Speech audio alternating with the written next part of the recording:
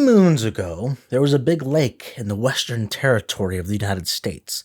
Native American tribes called it Da'a, which translates basically to lake. Some say there's a 60-foot monster, just like the Loch Ness monster, that lives in the deep, known today as Tahoe Tessie. Some even say that there are hundreds of bodies at the bottom, perfectly preserved from the freezing cold, deep, dark waters, and if your fishing line is long enough, you might just catch an ear or a piece of skin. This lake is famous today, known as Lake Tahoe. Bumper stickers can be found all around that says, "Keep Tahoe Blue." But what if I told you the name of this lake, Lake Tahoe, is controversial, and I would argue should be reverted to its previous name in the name of history? In this episode of Ricky's Historical Tidbits, I will be sharing with you why we should be instead seeing bumper stickers that say, "Keep Bigler Blue."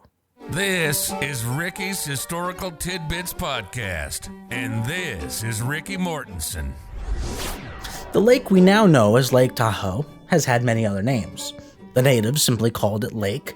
Travelers called it Mountain Lake. General John Fremont, during an expedition in the Sierra Nevada, called it Lake Bonpland, honoring the French botanist Jacques-Alexandre Bonpland, though the name didn't stick. It went on to be Mountain Lake or Mahon Lake. Then in 1854, it was named Lake Bigler to honor the third governor of California, John Bigler. But then in 1862, it was changed to Lake Tahoe, and then a couple years later, back to Bigler Lake, and then in 1945, Lake Tahoe. If you don't know who John Bigler is, that's okay. Most haven't. And those that have typically allow their political beliefs to simply label him as an evil racist, just like every other person in human history until they came about. History is nuanced, which means complicated. And people, even more so, are very complicated creatures. So who was John Bigler, and why was Lake Tahoe previously called Lake Bigler? Let's go over his early life real quick to give you a picture of how he came to power as the governor of California. John Bigler was born in Pennsylvania back in 1805. He was never traditionally educated, as government schools had not been in place yet, and education requirements for children didn't exist yet. He learned what he could from his parents and then self-taught from different books and then taught his younger brother the same. By the time he was 26 years old, he and his brother bought a newspaper and he worked as the editor for a few years before he decided to go to law school. Fast forward all the way to the time he was 43 years old, James Marshall found gold at Sutter's Mill in California, and news quickly traveled across the country. President Polk announced that discovery that December. John and his family then sought to go to the rapidly growing California where he could practice law. So, a few months with an ox train, he arrived in Sacramento to find there was no shortage of lawyers there. With no job or home, John pitched a cheap cloth tent which his family lived in and got drenched when it rained, while he worked odd jobs, some of which were an auctioneer, a freight unloader at the docks by the Sacramento River, a wood chopper, and a mattress maker. Then, California had its first general election, so John jumped in quick for a life of politics. Running as a Democrat representative from the city of Sacramento, he won and quickly moved up to become Speaker in 1850. Something you'll see as a trend is that Bigler was not afraid to roll up his sleeve and do some hard work when the time called for it, even though he was a, quote, rotund man. In 1850, there was a really bad epidemic in Sacramento of a disease called cholera. Cholera is a bacterial infection in the intestines that comes from drinking unsafe water or food, and it caused really bad diarrhea, which, of course, could cause dehydration and death. About 1,000 people died in the Sacramento area within 3 weeks. Most people fled the city as fast as they could, but John Bigler stayed and helped the doctors and undertakers, eventually getting cholera himself, but he lived. The next year, John was nominated at the Democratic Party convention for governor of California. His opponent was a Southern Whig who called him a gruff Yankee Northerner. The race was very close, but Bigler won by just over 1,000 votes, making him the third governor of the state of California. He was inaugurated in 1852, and his main focus was to protect the local mining companies from outside monopolies. One of the first things that happened as governor was that immigrants were stuck in the Sierra Nevada mountains, similar to the story of the Donner Party who came a few years earlier. So Bigler and a bunch of other men went to rescue the travelers. This helped boost Bigler's popularity, though some say it was just a publicity stunt. In fact, there was a duel over this. A newspaper man said Bigler had just done this as a stunt, and then there was the man who led the rescue and challenged the newspaper man to a duel. The newspaper man lost, being shot in the belly and dying within 5 minutes. One of the big negatives on Governor Bigler's legacy and reputation was his view of the Chinese. The problem was that mining was already a somewhat low-paying job. Tons of men came to strike it rich, but found out quickly how hard it actually was to find that gold. Some got lucky, most didn't, and would either get regular jobs or work for a mining company for a certain wage. To help me illustrate this, let's say the miners worked for minimum wage. The Chinese were coming in droves and offered to work for less than the American miners. There were other immigrants as well, not just Americans, which is already a kind of a broad term. People from all over the world worked and were paid about the same. Minimum wage. They embodied the melting pot ideal of America, but the Chinese refused to assimilate and would make Chinatowns instead, and took the jobs of the miners because they would work for less than the minimum wage. So Mr. Bigler did what he thought would help the American miners and force the Chinese to up their prices by putting an extra tax on the Chinese of $3 a month on top of the already $20 a year that came from the foreign miners tax. But as all things in government, Bigler went even further and the taxes got even more harsh, to the point he had instituted a $50 a person tax that must be paid within 3 days of arriving in California, but that was only for the Chinese. That one, luckily, got scrapped by the Supreme Court, though. Now, back to the timeline. Bigler's first term was about to be over. Back then, a term was only 2 years.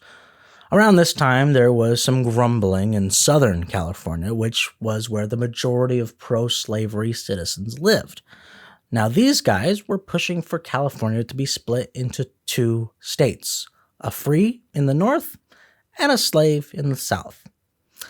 The Democrats themselves split into 2 different parties for this particular election.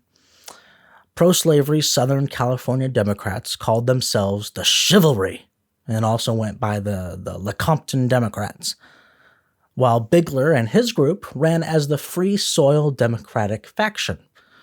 Even with the Democrats splitting the vote and running against a Whig, Bigler won re-election for a second term. Bigler's second term began in 1854, which is when his popularity peaked. Before 1854, California's state capital location changed all the time. It would be here, and then it'd be over there, and then over there, and then over there, and back over here. Finally, in 1854, Bigler signed it into law that the state capital would be the city of Sacramento. Now, as this new capital in the city of Sacramento was being built, the stand-in capital was the Sacramento County Courthouse. In that courthouse was a big 8-foot-tall, 5-foot-wide painting of George Washington. The courthouse caught fire one day, and Bigler ran to the courthouse, grabbing a few men and rushing into the burning building to retrieve that painting. Today, it's hanging up in the Senate gallery at the state capitol. Now, the significance of that was that this is a copy of the one that hangs in the House chamber over in Washington, D.C., and it still does today. Fun fact, the one in D.C. is also a copy. After this, calls for that big lake in the mountain to be named after Governor Bigler were made and answered. Though, I have to note, Lake Tahoe as we know it today was not a big travel destination. There weren't any roads to it. Hardly anybody knew it even existed, even though it was so big. It was in the middle of nowhere. Bigler's name only became a problem when the lake became a destination. After his second term, Bigler ran for a third, but lost. From there, he was appointed to be the Minister of Chile, which he partially got due to the help of his brother, who was the governor of Pennsylvania at the time. Now, after doing that, he ran for U.S. Congress. But this time, his politics had changed. He ran as a Southern-friendly Democrat in 1863, which was in the middle of the Civil War. He lost, and more than that, he lost the name on the lake. California by then was different politically as well. Leland Stanford, who was a Republican, was the governor, and places named after now-known Confederates were being renamed, one of which happened to be Lake Bigler. It was headed by a resort hotel manager by the lake, Robert Dean.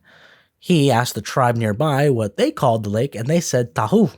So, when the map maker from the Department of the Interior came along to make a new map, he asked what the lake was called, and Mr. Dean told him Tahoe. Then, when it was properly announced in the newspaper, they made a typo and called it Lake Tahoe. You would think that would be the end of the story, but not quite. Most people didn't really care, but some hated this new name. Mark Twain despised it. Here's what he said about it. I hope some bird will catch this grub the next time he calls Lake Bigler by so disgustingly sick and silly a name as Lake Tahoe. I have removed the offensive word from his letter and substituted the old one, which at least has an English Christian twang about it. Whether it's be pretty or not, of course Indian names are more fitting than any others for our beautiful lakes and rivers, which knew their race ages ago, perhaps in the morning of creation. But let us have none so repulsive to the ear as Tahoe. For the beautiful relic of a fairyland forgotten and left asleep in the snowy Sierras when the little elves fled from their ancient haunts and quitted the earth. They say it means fallen leaf. We'll suppose it meant fallen devil or fallen angel. Would that render its hideous discordant syllables more endurable? Not if I know myself. I yearn for the scalp of the soft-shell crab, be he Injun or white man, so conceived of the spoony, slobbering, summer complaint of a name. Why, if I had a grudge against a half-piece, I wouldn't be mean enough to call him such an epithet as that. Then, how am I to hear it applied to the enchanted mirror of that viewless spirits of the air make their toilets by and hold my peace? Tahoe! It sounds as weak as soup for a sick infant. Tahoe! Be forgotten! I just saved my reputation that time. In conclusion, grub, I mean to start to Lake Bigler myself Monday morning, or somebody shall come to grief. Eventually, Democrats got back into power, and they quickly changed the name back to Bigler in 1867. But by then, it didn't really matter. Lake Tahoe was there to stay. However, it wasn't until 1945 that the name officially changed from Bigler to Tahoe. Now, to finish up on Bigler's life, he was appointed by President Johnson to be the assessor for the IRS in the Sacramento district, but the Senate didn't confirm him. After that, he was appointed to be the railroad commissioner for the Central Pacific Railroad. And then after that, he moved on to create a newspaper called the State Capitol Reporter, and then he died in 1871 at the age of 66 years old.